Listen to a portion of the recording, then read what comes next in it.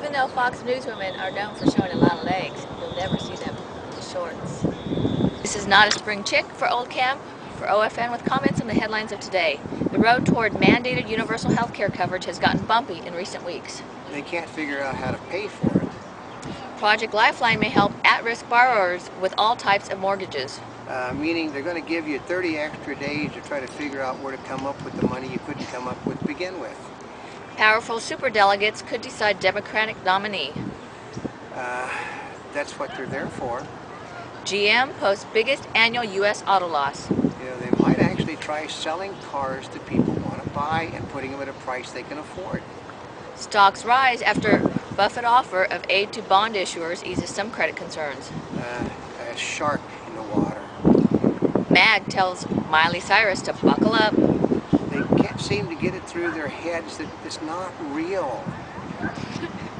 Yahoo on Tuesday said it was introducing a new tool it calls OneConnect that fits snippets of the web's most popular services, both from Yahoo and rivals such as Microsoft, Google, or Facebook, onto the small screens of mobile phones. It's 2 years behind. Screenwriter sues over Passion script. He found out how much money the movie actually made and decided he wasn't paid enough to begin with. Storm hits Ohio Valley with snow and ice. Before all the talk of global warming, they used to call that a typical winter storm.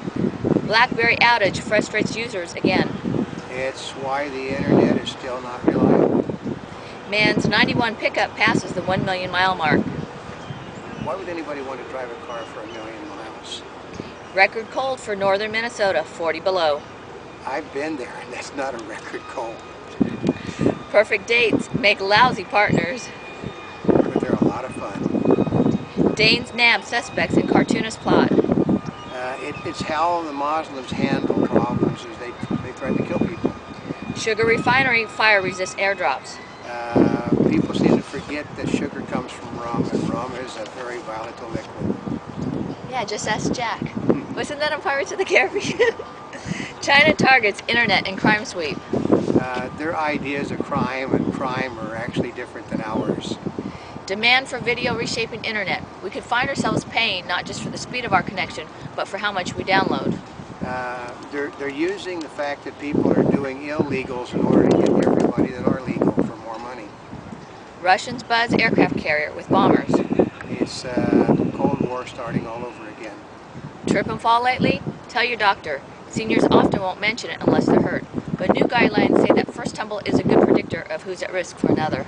I have been falling on my face since I was born. I will be falling on my face till I die, and most seniors are exactly the same as me.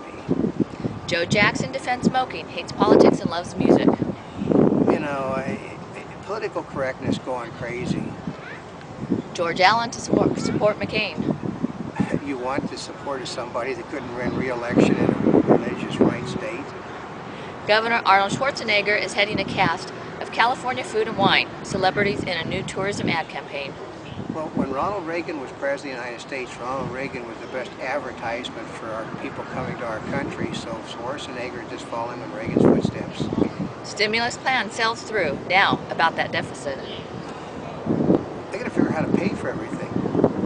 Yahoo's rejection Monday of Microsoft's buyout offer sets the stage for the U.S. software giant to up the ante or attempt a coup by ousting the internet firm's board of directors. Well, they're not going to up the ante, and as I understand, the people that own the stock are going to kick the board of directors out on their own.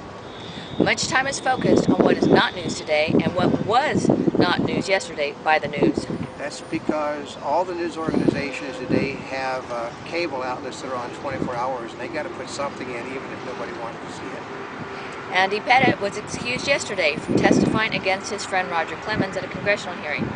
But it appears Pettit already has done plenty of damage to Clemens' contention that he never used drugs. Well, Pettit has made a deal to not have to say it in person on television, and when you make a deal, it means you're gently sinking somebody's boat. Who won the writer's strike? Well, since the writers cost over $1.5 billion in salaries to themselves and others, and that the networks are cutting back on the use of writers for more reality program, in the short term the writers lost, and in the long term they have no idea if they're even going to make any profits off it. Showdown looms in treasonous Berkeley. It's when you're dealing with people that have a political ideology, it doesn't make any difference what other people think of them. A Monty Bubbleism from the Mark Twain of the Animal Kingdom. Why do people seem to turn to the light? It's because people are so afraid of the dark.